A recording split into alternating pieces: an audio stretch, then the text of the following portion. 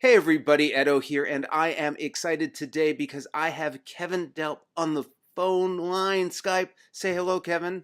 Hello, hello, everyone. It's good to see you.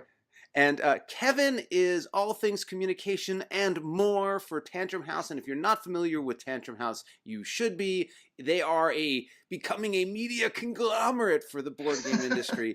Started with some videos here and there, but now you went from starting from around the tier I was, and now you've just catapulted into the next two tiers above. You guys do a Well, we ton refer of to ourselves as like Voltron.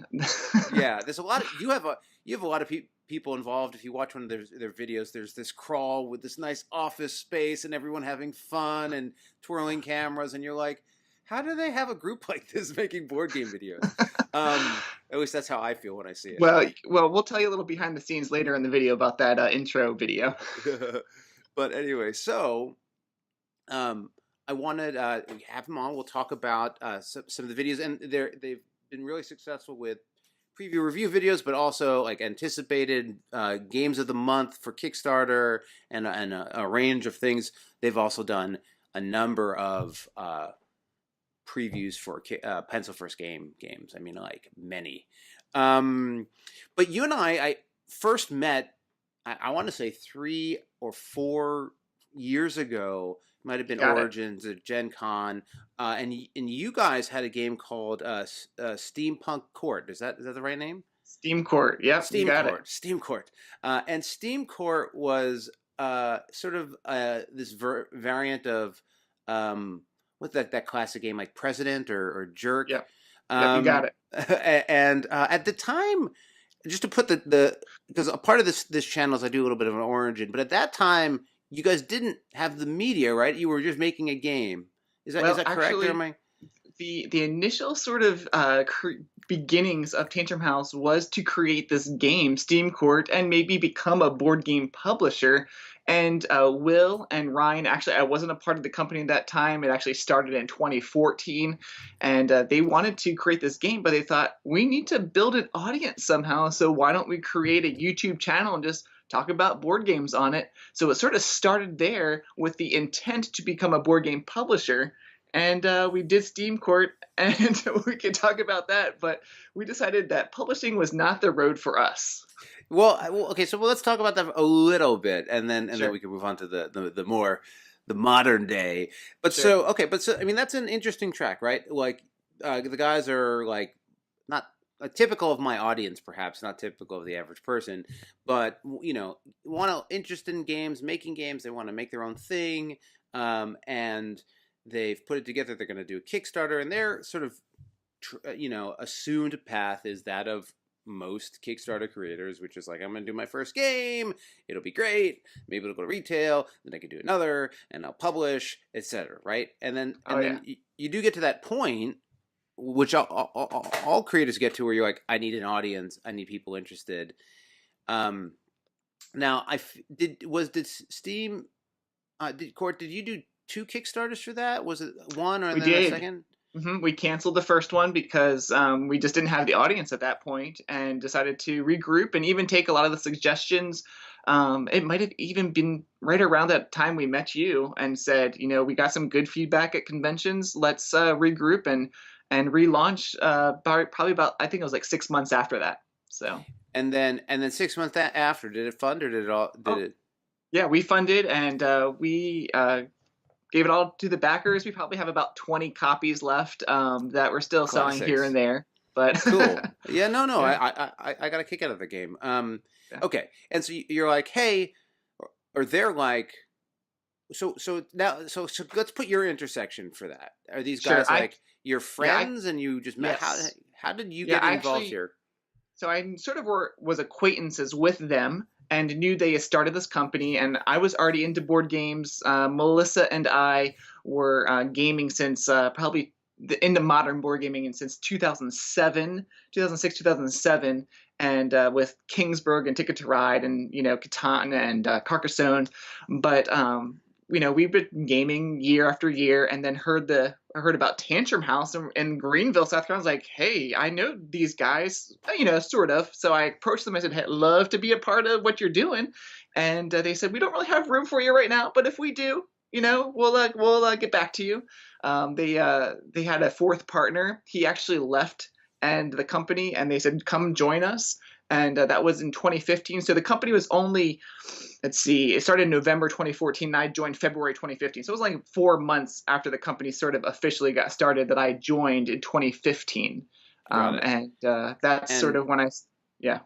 and so, other than gaming with Melissa, what were you doing at the time professionally? Were you working? I mean, you look like a young guy. Were you in school? What? Yeah. So actually, was in a financial aid office at our university here, and was the director of sort of the loans and the scholarships and the grants, and sort of was doing that full time. Oh, cool. Okay, and then so, did you do the hobbyist or part-time help involvement, or like as of February or as of March, whatever, 15, you were like, I'm in, quit my No, job. no. It was all hobby. Actually, still, Tantrum House for me is still a hobby, part-time sort of thing. I still have a full-time job as a children's pastor.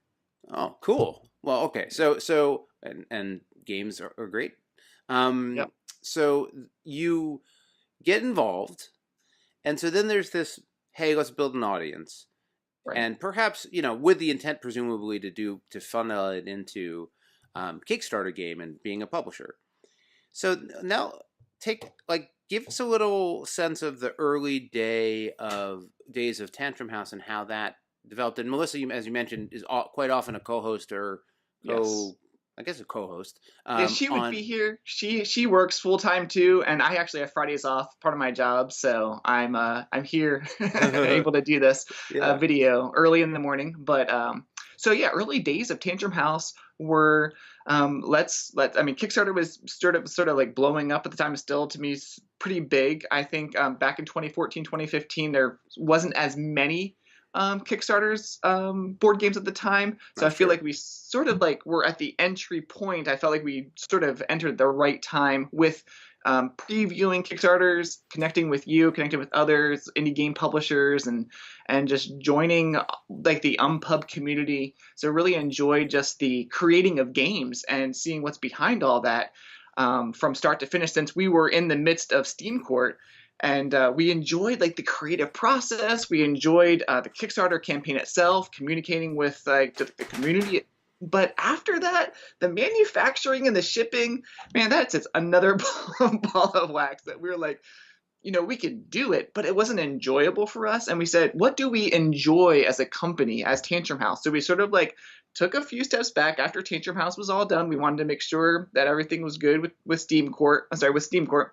And I said, what do we enjoy? Well, we enjoy creating videos. So why don't we sort of capitalize on that? Back in 2015, I think was when Scythe was pretty big. I think that's when it was actually on Kickstarter. Sounds right. And yeah, and actually I did a preview video for. I had no clue what Scythe was about, but I was like, this looks awesome. I'm gonna do a preview video for it. I think it was our first video that got like a couple thousand views, and we're like, what? People are interested in something that's coming up. So I thought, what if I just did hey, here's what's coming on Kickstarter the next month or something. And so I like probably did like 3 videos like that in 2015, got some pretty good feedback. And I said in 2016, I did probably like 6 or 7 videos. And then 2017, I think I did was pretty regular every month. Well, I you personally, sometimes did 2 a month now. right, actually that's, so in 2018, I decided one a month's not enough. I can't cover 60 games in one video. So I'm going to have to split it up and do a first half of February and a second half of February. And that's what I do now. In 2018, I did about 24 videos of board games launching on And Kickstarter.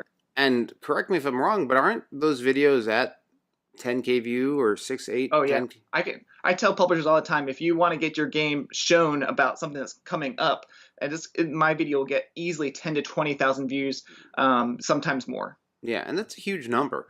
I remember actually when you were like, "Hey everybody, I'm doing this thing," because in the community, what do you think? What should I do differently? Yeah. When it was first starting off, and you know, it's no small effort. Like I think for a little video where you're like, "Hey, here's the next 20 games." I mean, the amount of work in terms of awareness, knowing what's coming through, You having to got it. like source the material, having to splice it together, do the B-roll, having to know what to say, like presumably each one of those takes you 10 plus hours to figure out, and if not more, right? More than 10 hours. I just actually launched the second half of February, or no, the first half of February Kickstarter video this morning. And just the editing itself took about 3 to 4 hours. The research and the getting the pictures and making sure they're okay to put on, contacting the publishers. At the beginning stages, it was a lot of me just legwork. Now about 50% of the content are publishers contacting us, Tantrum House, and saying, I'd like to be on the video. So it's a little bit easier getting communication, getting the content, the pictures, and maybe sometimes even videos on our video. Do you have a submission form? Yeah, on TantrumHouse.com, we have a submission form. We have packages that people can be like, I'd like to do a playthrough video, because it's not, even though this is probably one of our most popular videos, we do basically right now about a video a day, whether it's a preview, a review, a playthrough, something. So we're pumping out content. I know that some of that content is paid content. Is it the case for the being a part of the upcoming games? I presume that's just fill out the form and you're included, or is there a pay as well? So at the beginning it was all free, and I thought I need to capitalize on this. I'm spending so much time on this. It's a huge amount of work, yeah. Right. So I'm thinking, what can I do to offer a publisher something that will give them a little benefit? So everyone that contacts me, I will put them in for free. But if they want a little bit more time in the video, so I say about 30 seconds instead of about 10 seconds, I will spend more time, and they pay, I think right now it's like $35 for like a 30-second spot. And then I do have some year sponsors that I just did for 2019 as well. So Lucky Duck Games has the first sort of like sponsor spot at the beginning. They're going to put out a game a month anyway, so that's a good. I know, right? And then Colossal Games gets the end sponsor spot of each video. Interesting. And they're doing about a game a month too. They're doing about a game a month too. Yeah, there's a certain volume there. I have to say, just for what it's worth for those interested, absolutely huge bang for your buck for $30, $40, $50 in terms of the exposure and the timeliness of the exposure, because this is a bunch of people who want to know what are the upcoming Kickstarters, right? And It's a very clear time frame for them to know about it. So, in terms of getting, excuse me. Sorry, earlier here too. I know, it's still early there in California. In terms of getting, people could zoom into my eyes in these videos sometimes, but in terms of getting, value, it's a huge value in terms of high, like you could probably, I'm not asking you to, I'm just mentioning it. Like the value there is probably $50, $100 because the people viewing it are buyers, a greater percentage of them. And so compared to, and there's no stigma, I would think, some people have mixed feelings about, content marketing and paid previews and that kind of thing. But being included in an upcoming games list, it doesn't really have the same weight, right? Because it's just like I'm not saying whether I like it or not. I'm not like reviewing these games. So yeah, you're just saying, okay, here it is. This is the basic stuff it's about. Okay, and so is it?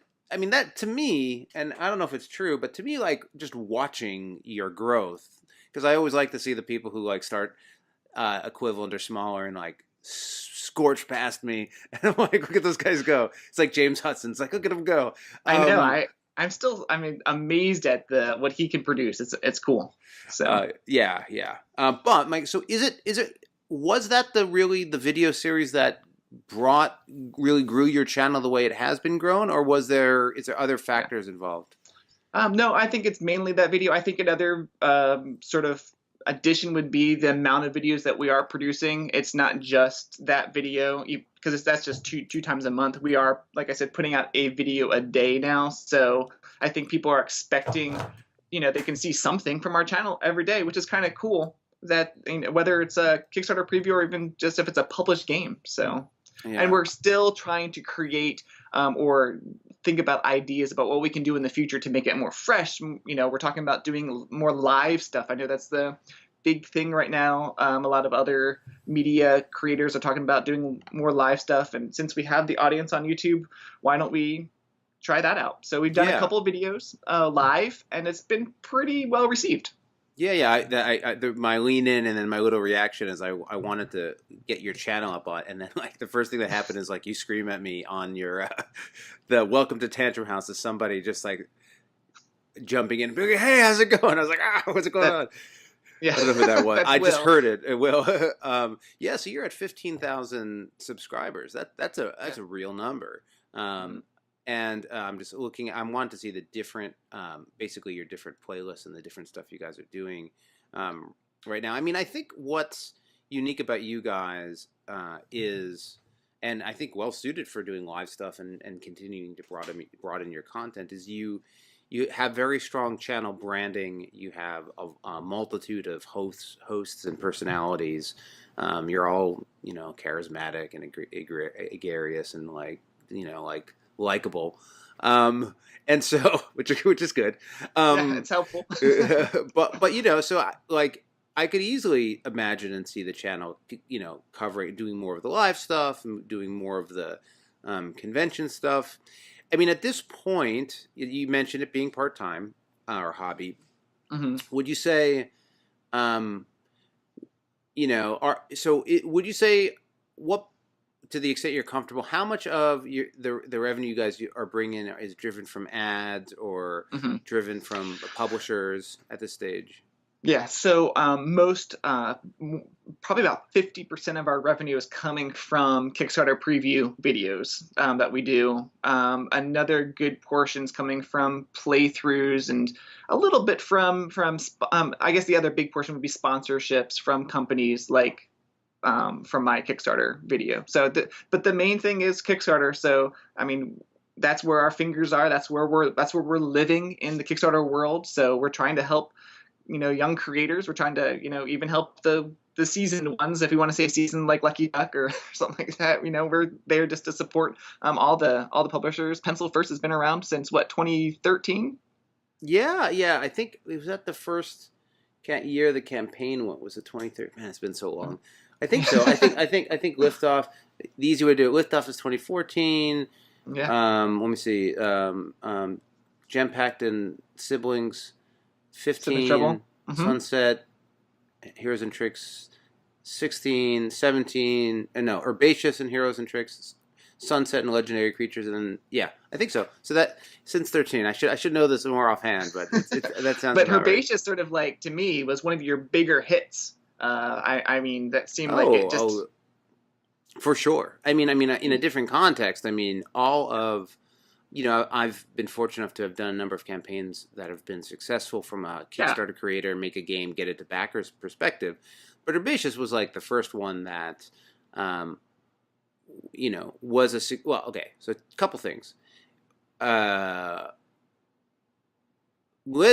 first campaign was pretty well received. It was a 50,000 type campaign, but was Liftoff? Yeah, Liftoff, but was completely underwater. So like... It was a lost money campaign. Gotcha. So it didn't, and it was underwater in terms of the game was too expensive to produce for the cost that it had to sell at, and so even though it sold out of retail, there wasn't really any viable way to reprint it and do it.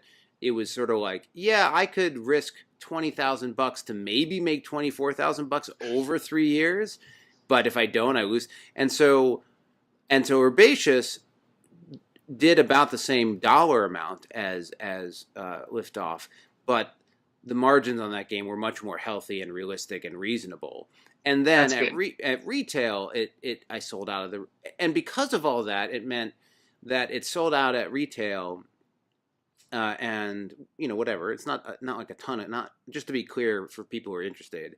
It's like, maybe I had 2,000 backers, and 2,000 backers got copies, and then maybe 2,000 copies went to retail, or 2,500 copies went to retail at that time. So it wasn't like, when I say sold out at retail, I'm not talking about 20,000 games, right?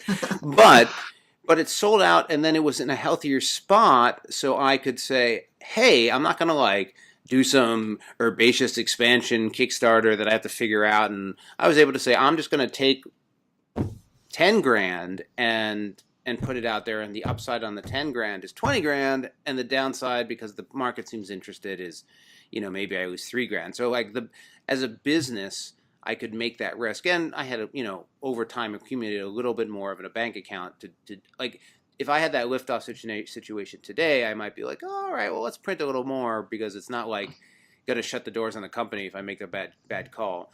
Sure. And so anyway, Herbaceous was the first game that I was doing reprints. It still gets regular reprints. So that's been the backbone. And since then, Sprouts has obviously been a good campaign that is now fulfilling the backers, but also Skull Hollow, I would say, is probably the leading game right now. Though we'll see how it performs once it gets out to backers at retail. I hope it does well for you. I really, really do. Thanks. Okay, so back to you though. But thanks for asking. Maybe I over answered the question. And so let's talk about that. I mean, for you?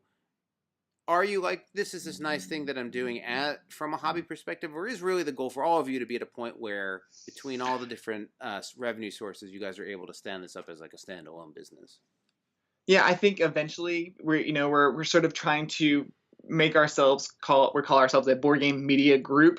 Back in the day, it was we want to be a board game publisher. So I think we've sort of come into who we are, and we want to, we're trying to brand ourselves as a board game media group. And that means collaborating. That means doing other things with other media. In the future, I would say there's a couple of us that are saying maybe in the future doing this as a full-time job would be awesome. Right now, it's going to take probably a few more years for even that to happen, just because when you split anything 4 ways, it doesn't go that far. So no, sure. Well, and when it's YouTube ad revenue, it doesn't go that far either. But I mean, when you start escalating and growing, you might not you might see 15,000 subscribers turning into 45,000 subscribers at a rate that's faster than when they went from 2 to 3. And so when you're looking around at, now I don't want to call it competitors, right? But when you look at our friends, no, I mean, so like I'm thinking about who is a slightly bigger version of you guys. And I guess I'd sort of say Man versus Meeple. Yeah. Is that like the next peg up in the ladder? Yeah. Man versus Meeple's like our frenemies. No, they're our friends. We love David and Jeremy and the team. Yeah. But I mean, in terms of their group that focuses on the same Kickstarter preview content, they've expanded out. They have like a nice set like you guys, and the production value. Maybe right now their production value is a little higher. Sure. But also they've sort of extended into, hey, at this convention we're gonna, I don't know exactly how they do it, but like we're gonna sponsor the convention, or they do something, and they're like, we're gonna have the upstairs room, and then we're gonna bring in every publisher into that. Like they've started to do additional ways to generate content, and as a like if we followed that peg ladder, and again this is because it's not the reviewer peg ladder, it's not Watch It Played, and it's not Rahdo, right? Like it's not, those are different ladders. I feel like your ladder is you guys, Man versus Meeple, and then like the Dice Tower, right? Like that kind of media group. And so I guess you go up, you say, oh, this one has, or maybe Board Game Spotlight as well, as sort of on a Facebook group tangent as well. But then you move into like, hey, how can we like run conventions, and how can we do this, and how can we do that? Like, and so, do you guys have a roadmap? Do you have a like? How do you guys attack that space? You have a convention, nice. Yeah, so we actually are partnering with Jason and Monica Rasso, who've helped in the past with Dice Tower Con, who run a few other conventions, Nexus. Familiar. Okay. Yeah, okay. So we said we would love to do a convention, but we just know bandwidth wise, there's no way that we have the time and the energy to manage it. So they've come on board. It's a separate entity. and we actually will having our first major 3-day convention in about 3 weeks, February 15th through the 17th. So this is like a promotion video. Where is it? It's in Greenville or Spartanburg, South Carolina, upstate of South Carolina. So upstate in South Carolina. So servicing the southern East Coast, southern what I'm originally from New York, but like from the Northeast. Like what part of the East Coast do you call that if you're in that part of that East Coast? Yeah, I don't know. The South. Is it at that point? Are you in the South? Like yeah, we're in the South. Yeah. Okay. Yeah, okay. we're the upstate of the South. So we're right on the border. So we're like an hour and a half from Charlotte. We're about 2 hours from Atlanta. So we're like sort of like at this nice like middle point between those two major cities. Yeah. I have no idea what I'm talking about, but like, I guess I was just like if there was a regional, like, no, we're in the South, Mid-South. Okay, and so anyone in that area can join. I mean, 3 days. Yeah. Is it really focused on gaming? I mean, of course it is, but like, I guess how are you guys thinking about it? Like, what kind of experience if I'm like, should I go? Like, what are you? Yeah. What's your pitch? It's going to be more family oriented. So there's actually a kids gaming room. It's definitely focused on board gaming. We've actually got a Catan national or regional tournament official. We've got some cool tournaments with Double Exposure Envoy. They've said we don't have any state qualifiers for South Carolina. Can we go to your guys's? So I feel like we've got some support from the board game community already.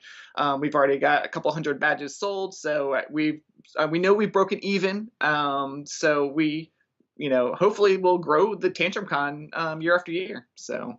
All right, yeah, so excited about that.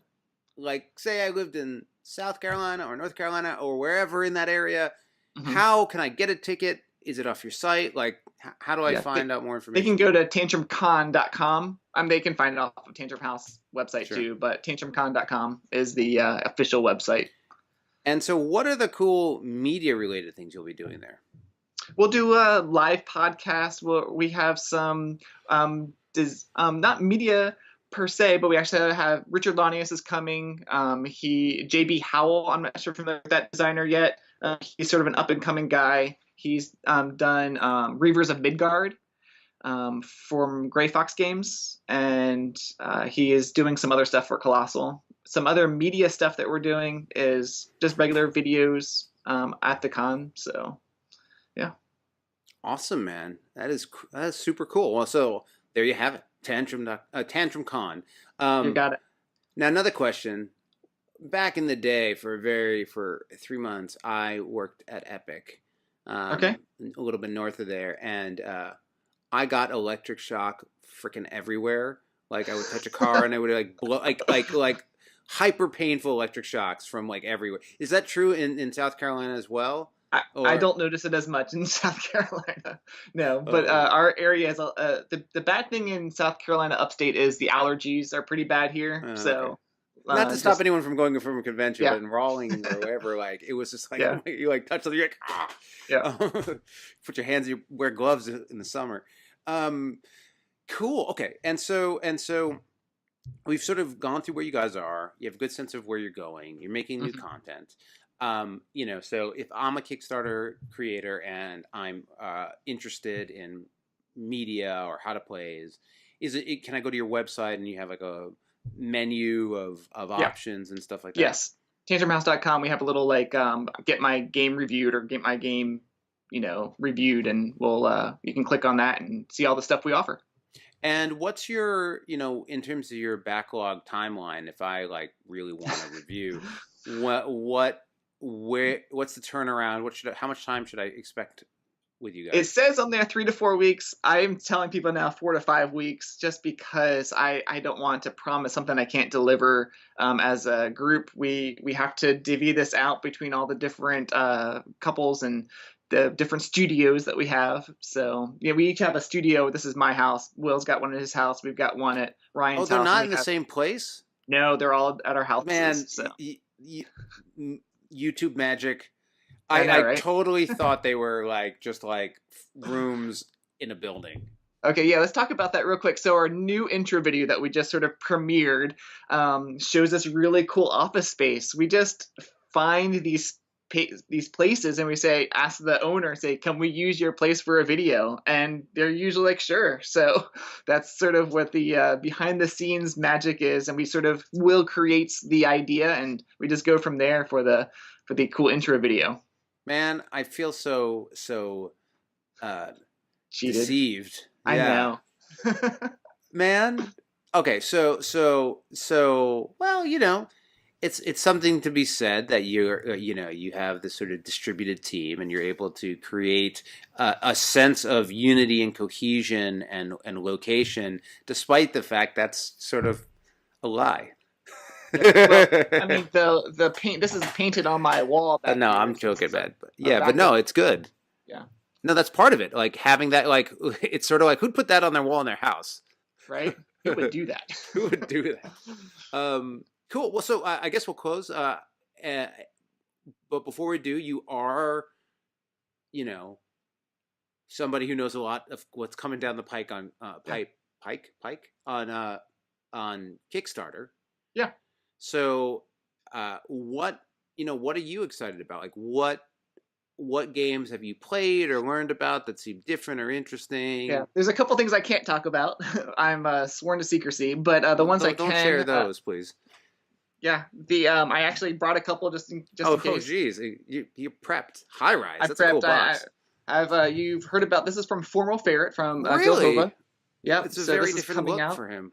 Yeah, it's this box is not not the right size, he said, but I'm like, this is such a cool box. I mean, this is probably like double the size of a Ticket to Ride box, but he said it'll probably be more like a Caverna size. This is I got a cool action selection mechanic with sort of reminds me of Francis Drake, with how you're sort of like can hop other people and collect the different actions on your way through that game. I mean, that's a long way from what is it? That TV show one called? Oh, Networks. Networks. Yeah. Cool. So And he never has any room in a booth. He always is in this like small space with packed stuff, and it's gonna be like, why are you making a big game? You need to make small games, man. This is from Simply Complex. This is Chinese Race for the Chinese Zodiac. Interesting. And this is actually from Capstone. Is the sort of the bigger publisher. Their sort of imprint is Simply Complex, and this has got a cool. I want to say rondel. It's more of a hand management game, but there is a sort of a board that you're turning in the game as well. So Rondel, nice use of the word, sir. Yes. Does it have tableaus too? I know, right? You know the little flower shop? You familiar with this from Dr. Finn? Is that potpourri? So I just got the cards for potpourri from Dr. Finn, and I'm working on the video today for that. And he said he's going to launch that beginning of February. So looking forward to the expansion to Little Flower Shop. Yeah, so there's a few. He's a beast, man. He knows how to. Yeah, no, I haven't seen or played that yet. I just I saw him post the picture on Facebook somewhere, and I was like, very cool. Have you heard about Aftershock from Stronghold? It's a co-design with Alan Moon and Bobby West. That's interesting. Is it about earthquakes, or what is it about? It is. It's about earthquakes, and one side of the board is San Francisco, and the other side of the board is, I think, in Italy. If I remember, You're not like trying to take each other out with earthquakes, are you? There is aftershocks that you're moving meeples out of cities. So they're not dying or anything like that. But but I mean, you're not like throwing down. You're not like commanding aftershocks at people. On the other team. At people's meeples, yes.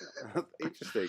In my head, I heard aftershocks. I was like, "Oh, you mean like the Relic and League?" But like, no, we're not talking about that. But the cool, man. I mean, and it's and for you, when you see all these titles come in and are being delivered, right? I see your wall of fantastic games behind you. Yep. But yeah. If you look backwards, what are some of the ones that like?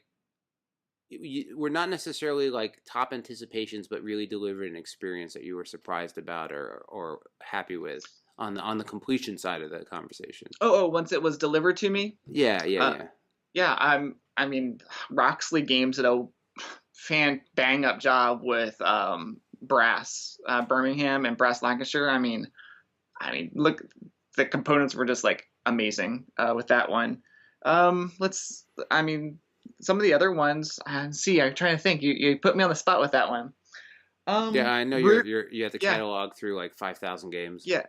Root from Leader Games, we had this paper prototype copy that they sent us, and actually they changed the game a lot afterwards. But it was a game, and it was pretty good. But I enjoyed it so much more after the published game, and it was actually one of my top games from 2018. So yeah. Awesome. Yeah. Cool, Hey, man. one more thing, if you want a Oh, little scoop. hey, man. It's, Absolutely. yeah, Scoop this is away. not a Kickstarter. This is actually for a published game, Time Stories. Melissa and I designed one scenario for Time Stories, That's and cool. yeah, it'll be published at Gen Con 2019. So So how does that work? Were you like played Time Stories and you're like, we could do something cool, and you pitched it, or did they reach out to you? Like, how did you pull that one yeah, together? so back in I think Time Stories first came out in 2015, I believe, and I just, man, the story, the mystery, I love the asylum scenario. Some of the other scenarios were okay. The Marcy case wasn't one of my favorites, but Lumen Fide was a really good one. That's, came out a little later. But Asylum, Melissa and I loved Asylum, the Asylum case, just the puzzly nature of it with the story, how that all worked together. And they said we're opening up for fans to create a scenario. They can submit them, and we may. I don't know if they said we will, but we may choose one to publish. So I said, Melissa, we got to get on this now. So I think that Christmas of 2015, I basically spent the whole Christmas creating a scenario, and it had, I don't know if I'm allowed to talk about, yeah, the name of Well, name don't of it. get yourself in trouble, right? Yeah, they've announced the name. It's called the Hadel Project, and it's an underwater theme. And I submitted it, and I think I submitted it in March because I had to do some play testing. I actually sent it out to different groups so that, knowing how Kickstarter works, I just like, oh, it's not one of my mom and my family likes it. I wanted real people in the Sure. community say I played it and it's a good game. So I sent out prototype copies, sort of like you would do a Kickstarter, got them back, got some good feedback, changed some things, and then I mailed a copy to France to them, and they said, I think I'm frozen. Yeah, I can still hear you. So we're having technical difficulties. However, we can still hear you. So I think it'd be worth, even though you're a black screen, finish the story, whether or not we see you. I wonder if I can fix it real quick. Is it okay to take a second? Or Yeah. no? Take a second. No, take a second. I can do a little clip here if I need to, or we'll just let it Okay. roll. I apologize. No, Let me hey, man. turn it off. Turn it on again. That's sometimes you turn it off and turn it on again. There you are. You're back. I'm in. Woo! Yeah. Well, So hopefully I it's still recording back. just as well. Go ahead. So I sent a copy to France, to Space Cowboys. They said they got it. It was like a month later. It was like took them a month to say they got it. So I don't know how long it takes to get to France. But anyway, they said we'll play it. I know they got other submissions. So I think it was a few months later, I heard Manuel, the designer of Time Story, said I played it. He posted on Twitter with like a picture of my prototype. I was like, he's actually played it. So that was a cool experience. I know, right? And I got an email back. They said they really enjoyed it. I was like, oh, that's good feedback. And didn't really hear much from them. And then I think it was in January the next year, 2016, they said, we've picked one or something. So I was like, I guess it wasn't me. Right, because they didn't tell me that. Yeah, they didn't say anything. So so I'm like, okay. Like, it was like 2 or 3 months later, like, we picked yours as the one. And I'm like, oh, cool. So what do we do from here? And they're like, well, we'll send you a contract, and we're going to print 20,000 copies minimum at the beginning, and we'll go from there and see how it goes. Time Story. So that was in 2016 or 2017. And no, it was 2016. And it was 2017. Sorry. And they said, it'll come out the next one. You'll be it. Well, they totally redid how Time Stories is going to work now. I can't spoil too much. But basically, the next one, which is Madam something, is huge things happening. Ours is actually going to be the first one in the new, I think it's called the White or the Blue series. So the White series is done, and the Blue series is ours at Gen Con. So I can say all that. Hey, man, that's super awesome. Maybe you guys will find your way back to the game side and then be like, what's with this media stuff? Yeah. But no, man, congratulations. It's super cool, right? And that's one of the neat things. A lot of, what's that guy's name? Aramini, Steven. Actually, like half of his games are from contests that he's won. So you guys could start going toe to toe. There we go.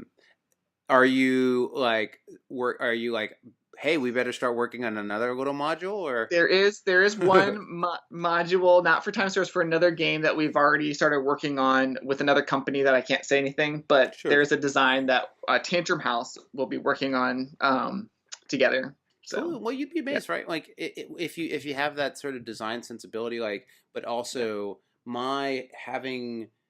I've mentioned this in a few meetings, movie, a few videos. That's the word I was looking for. But I think playing and reviewing games, right, is you're seeing such a larger swath of experiences that you would normally like choose to see.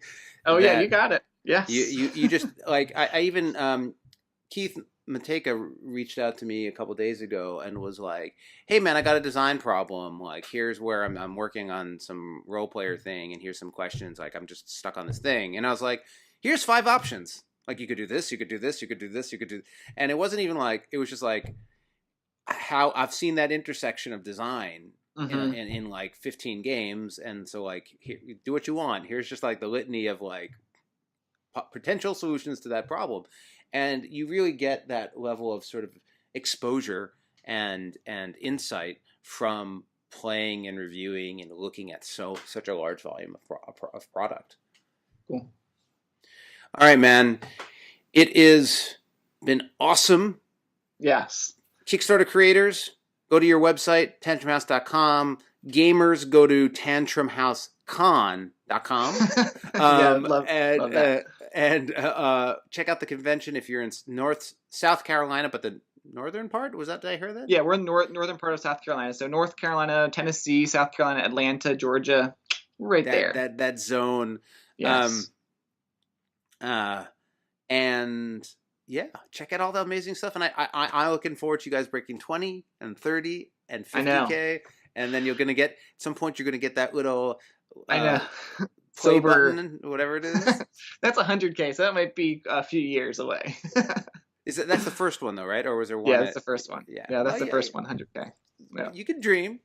That's right. Anyway, board games is growing. But thanks so much for being on, and thanks. It was a joy for watching. Okay, talk to you later. Bye. Hey everybody, Edo here, and thanks for watching Gaming with Edo. Reviews over here on this playlist, League and Insider videos over here on this one. Subscribe, share, all that good stuff. But most importantly, play some great games. Thanks.